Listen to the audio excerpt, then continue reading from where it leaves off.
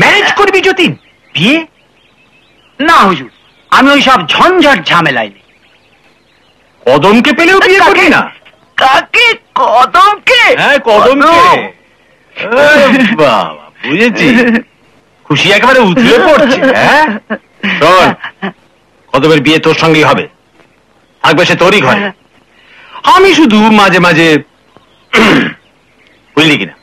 আহা হুজুর, ভগবান আপনার কি দিয়ে যে তৈরি করেছেন! বাদর করতে গিয়ে শিব করে ফেলেছেন। বন্দুক রাখলেন তাও আমারই কাঁধে। তা রাখুন, এটো খাবার অভ্যেস আমার আছেই। যা বসন্ত মাঝিকে ডেকে আন। ডেকে আনবো কেন হুজুর, আমি ধরে নিয়ে আসছি। এইবার দেখছি খনা শালাকে। অত কি ভাবছো বসন্ত? পুরো খরচ তো আমি দেব। তাছাড়া কদমের জন্য যতীনের চেয়ে ভালো ছেলে কোথায় পাবে তুমি? তা তো বুঝলাম কর্তা, যতীন ছেলেও ভালো, কিন্তু আমার বউ এ বিয়েতে কিছুতেই রাজি হবে না। বউ? কি আশ্চর্য, তুমি বউকে এত ভয় পাও? ভুলে যেও না তুমি পুরুষ। নাও এটা খেয়ে পুরুষকে আর জাগ্রত করো।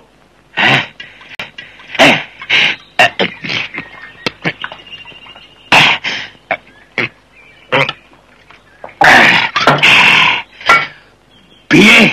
এ বিয়ে হবে, হতেই হবে। আমার বউশালী মাঝখানে কথা বলবার কে? বাড়ির মালিক আমি। এক্সেলেন্ট, এই তো এতক্ষণে পুরুষকার জাগ্রত হয়েছে। যতীন, যাই কর্তা। আহা, দেখছো দেখছো বসন্ত, তোমার জামাইকে কেমন মানিয়েছে?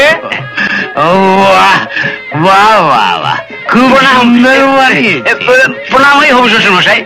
বাবা জীবন, তুমি দেখতে পাচ্ছ যতীন তৈরি আছে, তুমি শুধু কদমকে যতীনের বাড়িতে পৌঁছে দাও, ব্যাস তোমার কাজ শেষ। ঠিক আছে ঠিক আছে কর্তা, আমি আমি এক্ষুনি যাচ্ছি। চলো বাবা চলো। আমার কি ইয়ে, আপনি একটু পদধূলি দেবেন না কর্তা? সেটা ঠিক উচিত হবে। আসো না, ঘনা ঝামেলা করতে পারে, তাই বিয়ে ব্যাপারটা কাউকে বলুন। আরে না, কাউকে বলবো না। এই নাও। দুটো বোতল, একটা যতীনের বাড়ি পর্যন্ত পৌঁছবার জন্য, আর একটা বিয়ে পর্যন্ত পুরুষকার জাগ্রত রাখবার জন্য। চল শালা জামাই, চলো না। একটু ঘুরে দিকে হালকা করে, হালকা করে। হ্যাঁ দেখছো? হ্যাঁ হ্যাঁ, তাকিয়ে আমাদের তাকিয়ে করছো। হ্যাঁ ওকে, হ্যাঁ।